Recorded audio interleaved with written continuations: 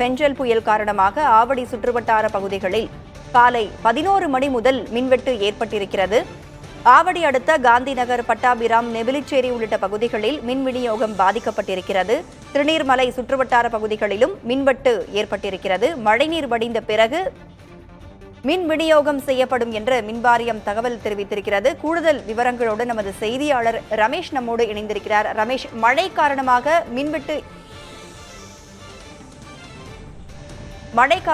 மின்வெட்டு ஏற்பட்டிருக்கிறது. மக்களுடைய பாதுகாப்பு கருதி இந்த மின்வெட்டு ஏற்பட்டிருக்கிறது. மின் வாரியம் என்ன மாதிரியான தகவல்களை வழங்கியிருக்கிறாங்க?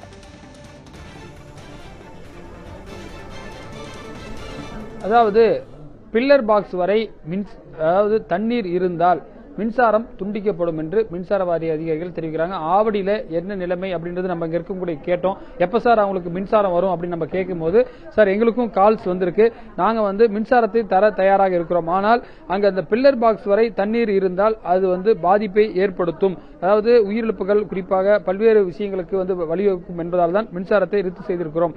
அதே போன்று மாமல்லபுரம், கல்பாக்கம், அதே போல சென்னையில டி நகர், அதே போல OMR சாலையில பல பகுதிகளில் இங்க நிறைய அழைப்புகள் வருது. இருந்தாலும் அதாவது மின் விநியோகத்தில் இவங்க மின்சாரம் கொடுக்கறதுக்கு தயாரா இருக்காங்க. ஆனா அங்க இடுப்பளவு தண்ணீர் இருக்கிறதுனால அங்க தண்ணீரில் மின்சாரம் பாய்ந்து உயிரிழப்புகள் ஏற்படும் என்ற ஒரு காரணத்தால் தான் அந்த மின்சாரத்தை நாங்கள் கொடுக்காமல் இருக்கிறோம். தண்ணீரை வடித்து மாநகராட்சி கொடுத்தால் அந்த சம்பந்தப்பட்ட லோக்கல் பாடிஸ் மின்சாரத்தை வடிச்சு கொடுத்தாங்கன்னா நாங்க மின்சாரத்தை கொடுக்க தயாரா இருக்கோம். அதாவது சென்னை பொறுத்தவரையிலும் பாத்தீங்கன்னா ஆவடி வரை சென்னை மின்சார வாரியத்துடைய ஒரு கண்ட்ரோல் இருக்கு. அதே போல பொன்னேரி, இந்த பக்கம் பாத்தீங்கன்னா பூந்தமல்லி வரை ஒரு பெரிய ஒரு மின்சார வாரியத்துடைய 2600 மெகாவாட் ஒரு நாளைக்கு இந்த சென்னையுடைய ரமேஷ், இணைப்பிலே இருங்க, தொடர்ந்து பேசலாம். தற்போது நம்முடைய இணைப்பில் பிரசன்னா இணைந்திருக்கிறார், செய்தியாளர் பிரசன்னா.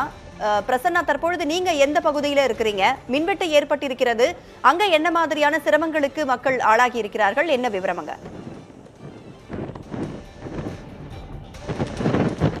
ராதா, தற்பொழுது நான் கல்பாக்கம் பகுதியில் இருக்கிறேன். கல்பாக்கத்தை சுற்றி இருக்கக்கூடிய சதுரங்கப்பட்டினம், புதுப்பட்டினம், அதே போல் மகாபலிபுரம், அதை சுற்றி இருக்கக்கூடிய 10க்கும் மேற்பட்ட மீனவ கிராமங்கள் என தொடர்ச்சியாக இந்த ECR பகுதி முழுவதுமே மின் இணைப்பு முழுவதுமாக துண்டிக்கப்பட்டிருக்கிறது. இதில் குறிப்பாக மகாபலிபுரம் பகுதியை பார்த்தோம்னால் கிட்டத்தட்ட 30 மணி நேரத்துக்கு மேலாக மின் இணைப்பு துண்டிக்கப்பட்டிருக்கிறது. தற்போது நான் இருக்கக்கூடிய இந்த கல்பாக்கம் பகுதியில் நேற்று நான் இரவு 10 மணிக்கு இங்கே வந்ததிலிருந்து தற்போது வரை இங்கே மின் இணைப்பு வழங்கப்படவில்லை.